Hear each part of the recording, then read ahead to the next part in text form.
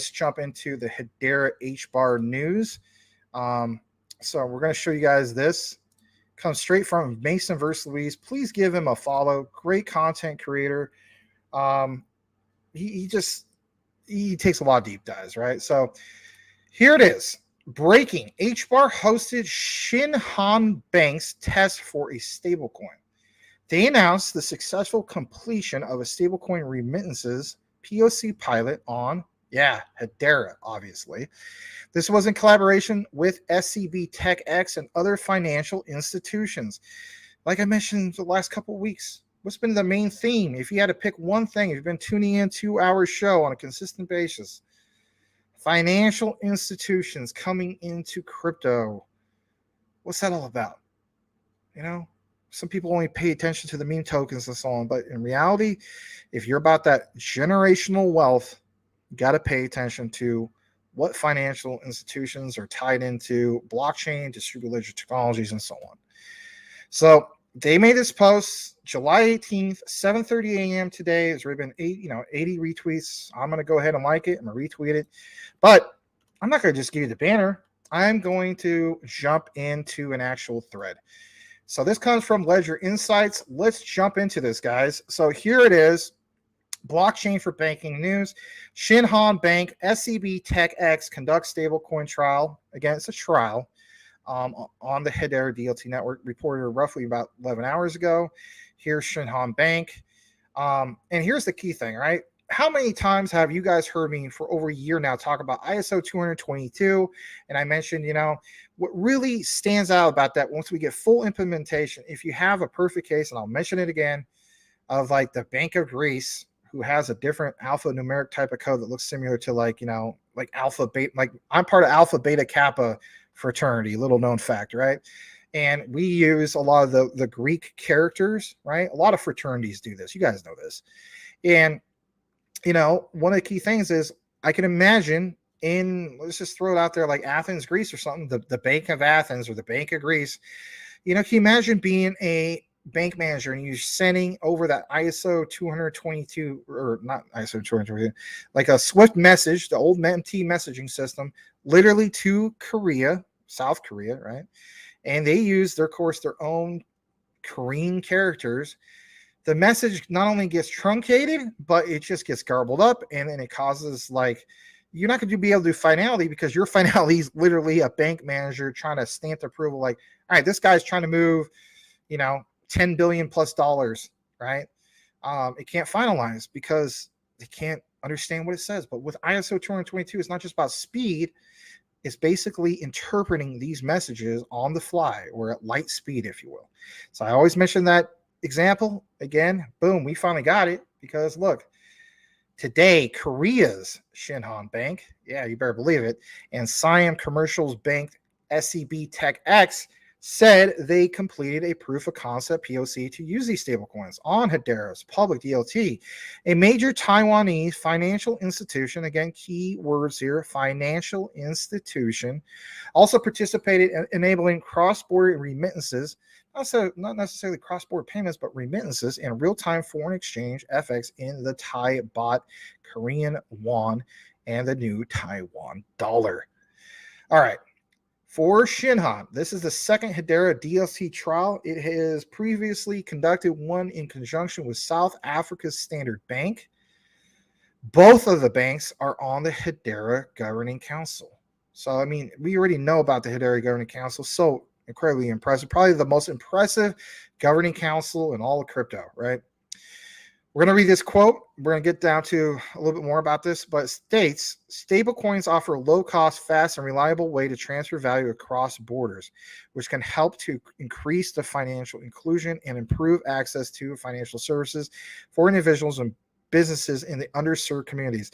You ever notice the key common, I shouldn't throw in math here, right? But denominator to a sense, the key common factor, if you will, that basically is this. The underserved communities, or as Stellar would put it, they put it a different way, the unbanked, or people with no access. So with Quant, Gilbert Verdian, they talk about LackChain serving the the people that are the underserved no access, basically virtually no access communities, like these communities that, these people would have to literally drive like over 100 miles to get to some of these places. And even if they got there, they just don't have the same type of, services that we take for granted on home loans or business loans or, HELOCs, home equity line of credits, or you name it, refinance, all that stuff, right? We don't even think about that. Let's be honest. We take it for granted. But yes, the underserved communities. So this person, for instance, from Shinhan Bank states, quote, with this next phase of POC, we're pleased to have demonstrated how the use of Hedera's EVM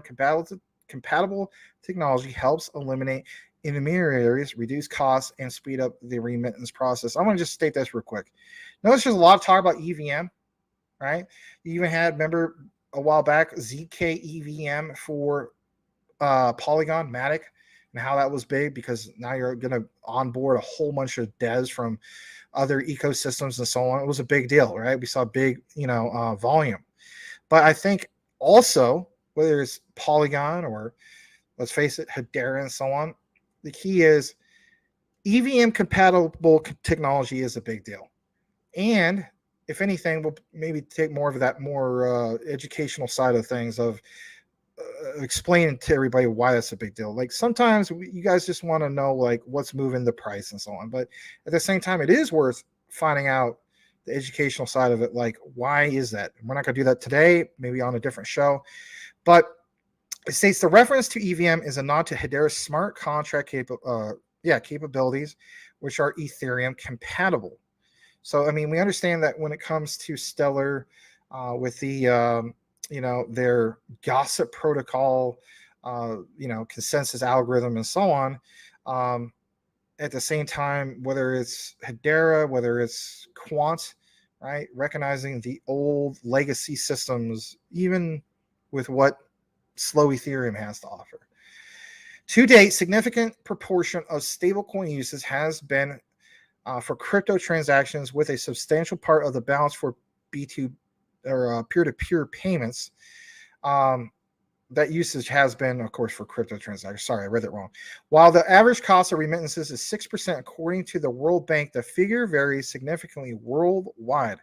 Were you even aware it was 6%? I mean, there's some, may not sound like it's much, but it is. Jurisdictions such as India, which has high volumes, are far cheaper than others, where costs can reach, listen to this, guys, 15 and even 35%. My God.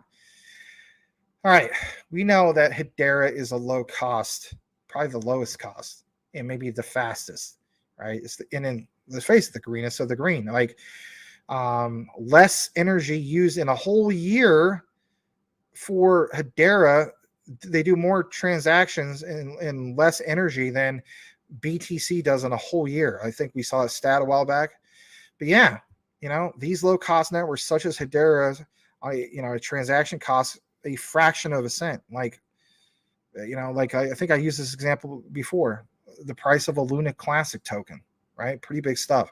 Hedera created a stablecoin accelerator with plans to open source major components of the software needed to launch a stablecoin. That's worth paying attention to. All right, real quick, what about the interbanks? Right, this is some of the juicy stuff that you guys want to know about and learn about and so on.